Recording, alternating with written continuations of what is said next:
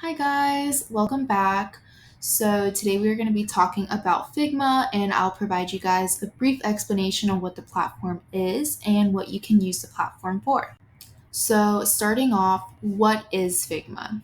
So with Figma, you are able to design different layouts using your own vector graphics and images, and you can also compare the platform to Adobe Photoshop and InDesign. However, I would say that Figma is definitely more accessible than Photoshop or InDesign. Is one big reason is because Figma does provide an education plan for college students. I think all you have to do is just like provide like a screenshot of your schedule and just kind of like say like what university you go to, and you get it like right away. It's all free, and you basically have access to all of Figma. Meanwhile, with Adobe, you do have to pay a little fee. And another reason why it's also accessible is that it's also on a web browser, so there's no need to download any additional software.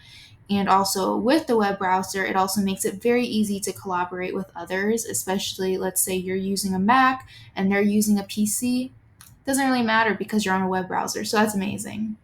And another good reason about Figma is it's also very beginner friendly. So over here, I have a little screenshot that I took of what you can expect to see on Figma. As you can see, it's very simple toolbar, just two little columns of different things that you can add to your tools or your design. So I think it's definitely more maybe like easier to digest than Adobe. I feel like maybe if you're like a first time Adobe user, it could be a lot, but I feel like Figma breaks it down to where it's very beginner friendly.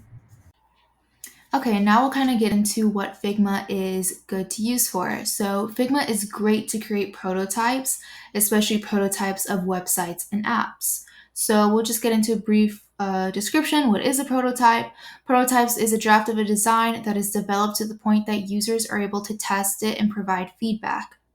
And prototypes helps businesses as it helps them save money and time and any additional effort or resources from being used. As let's say you do fully developed a website with like a developer and coding, all those time and resources and money, and the client or the business ends up not really liking it.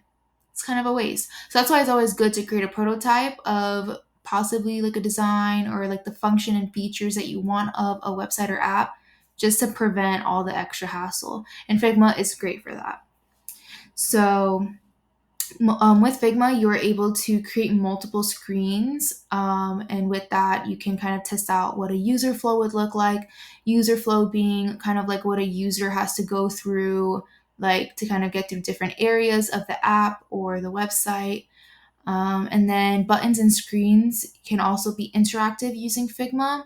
So it can kind of like simulate how a website or app would actually work. So I think that's pretty cool as well. And also, once your design is like finalized with your client, you're both really happy with how it all came out and how it's flowing, how it's functioning, then you would be giving it to a developer and they will code it from there. So with Figma, unfortunately, at the end, you don't get like a fully functioning website or app.